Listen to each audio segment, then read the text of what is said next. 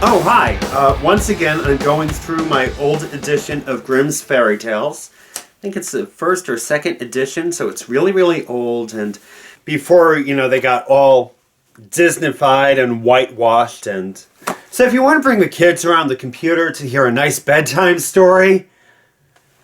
Seriously, how many times do we have to go through this? No, bad idea. Very, very bad idea. So... make sure the kids are out of the room. Make sure they're like in a neighboring kingdom where they can't hear this. Because tonight's story is totally not kid-friendly. It is Tangled. I mean Rapunzel. So, once upon a time in the late 3rd century in Lebanon, and of course that's 3rd century AD, there lived a woman who was pregnant with her 21st child. Needless to say, her husband had left her because he felt that 20 kids were more than enough. I'm assuming kids means children and not goats here, but okay. Her other pregnancies had been normal pregnancies. She didn't have any weird cravings or anything. But this time around, she was hungry.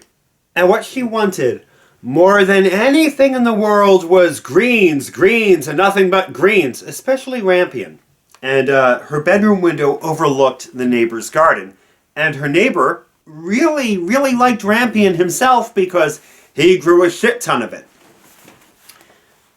Yes, that's the word right there, shit ton. So I guess that's a German word? Shit ton. Shit ton. Shit ton? Shit ton. Okay, anyway, moving on. She decided to sneak over the wall into the garden one night and steal the rampion. And she got away with it. So she did it again the next night, and the night after that, and the night after that. And finally, on the 6th night, she was busted. Her neighbor came out, and her neighbor was no average neighbor. No, her neighbor was a powerful warlock. And he was furious. "What are you doing, stealing from my garden?" He was going to turn her into a toad, but she begged him to spare her. "Look, I'll give you anything you want. It's just that I really, really want rampion." So he decided he was going to make a deal with her. He would not turn her into a toad if she promised to give him her next child when the child was of a proper age. "Oh, sure. Fine, whatever. I have 20 other children. They're a pain in the ass. You can have the next one.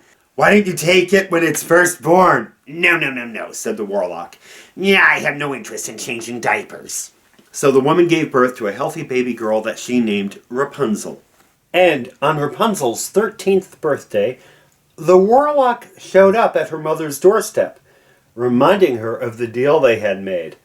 "Oh, I was wondering when you were going to come over and take her. She's a pain in the neck, and she won't let me cut her hair. And do you see how long her hair is? It's disgusting. It's matted and knotted and gnarly and gross. And I swear there are animals burrowing in it." And so the warlock took Rapunzel off the poor woman's hands, and they moved deep into the forest, where they lived in a tower. And the main reason the warlock wanted to have a child was so he could teach her magic and pass on his knowledge to her. And since he was training a future witch, he did not want her having any contact with the outside world. So he sealed up the door to the tower. The only way you could get in there was through a tiny window at the top of the tower. So every morning, Rapunzel would lower her long hair, and the warlock would climb up, bringing her food and drink, and then teaching her magic tricks. But Rapunzel was very lonely, and would sing to herself often. Now there was a nearby mountaintop where there were 2 shepherds watching their flock, Sven and Dmitri. I am assuming those are the names of the shepherds and not the sheep that they're watching. Although it's a fairy tale, you never know. Anyway, Sven and Dmitri. And one day they heard Rapunzel's singing. And they followed the voice and found her tower. Suddenly, they noticed in the distance the warlock was approaching. Sven ran off, but Dmitri stayed and hid behind a tree and watched what transpired. He watched as the warlock called out, "Rapunzel, Rapunzel, let down your hair to me." And of course, Rapunzel let down her hair, and the warlock climbed up her hair, the same as they did every day. Dmitri waited for the warlock to leave before he approached the tower himself. And he beckoned, "Rapunzel, Rapunzel, let down your hair to me." And Rapunzel did as she was asked. And she and Dmitri became friends. And from that day forward, in the morning the warlock would show up and he'd climb up Rapunzel's hair and give her breakfast and magic lessons.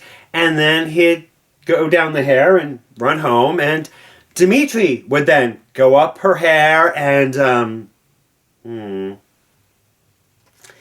yeah, they had fun. They had lots and lots of fun. And Dmitri gifted her with a small cross because Dmitri was a devout Christian, even if he did like to fool around. This went on for a few months, and one day, the warlock noticed that Rapunzel was wearing a cross around her neck, and that her stomach seemed a bit round. "That's an interesting necklace you're wearing." "Oh, this? No, I conjured it last night." "Really? Oh, so then you won't mind me if I feel your belly?" I guess not." Rapunzel was very naive, and she didn't realize yet that she was pregnant. So she let the warlock touch her stomach, and he felt the life growing inside of her. And so the warlock demanded to know who Rapunzel had let in the tower. And Rapunzel lied, saying, "No, no one has been here."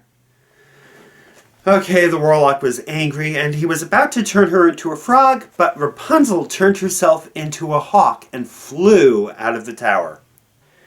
Here's a word to the wise. If you're going to try to hold somebody prisoner in a tall tower in the middle of the woods, don't teach them how to transform themselves into something that can escape, Anyway, the warlock turned himself into a bat and flew after her. Rapunzel then changed herself into a tree atop the hill where the two shepherds were. And the warlock flew by, not realizing she had done this. And Rapunzel then turned herself back into a human being. And Sven was awestruck. He's like, "Wow, can you teach me how to do that?" But Rapunzel didn't want to teach Sven how to do magic. Rapunzel wanted nothing to do with magic from here on. And Sven and Dmitri both promised that they would hide her from the warlock. However, Sven was not to be trusted because Sven was a little pissed off that Rapunzel had refused to teach him how to do any magic, So Sven decided he would go find the warlock. If she won't teach me, perhaps he will, for the right price. And so Sven found the warlock and told the warlock where he could find Rapunzel. Next morning, as she was preparing breakfast, the warlock showed up and dragged her away. So you have to remember, Lebanon was not a Christian country at this point. And so the warlock demanded to know of Rapunzel if she identified as a Christian. And she said she did. Rapunzel was put on trial and she was tortured. And so a judge ruled that she must be beheaded, and the warlock, being bloodthirsty and feeling totally betrayed by her, said, "Can I be the one to do it?" And the judge was like, "Yeah, whatever, whatever floats your boat." And so the warlock severed Rapunzel's head. And so the warlock went to return home, and on his way back to his house, he was struck dead by lightning and died. And when Dmitri found out what Sven had done, how he had betrayed Rapunzel and sold her down the river, he took a rock and bludgeoned Sven to death. And Dmitri lived unhappily ever after. The end.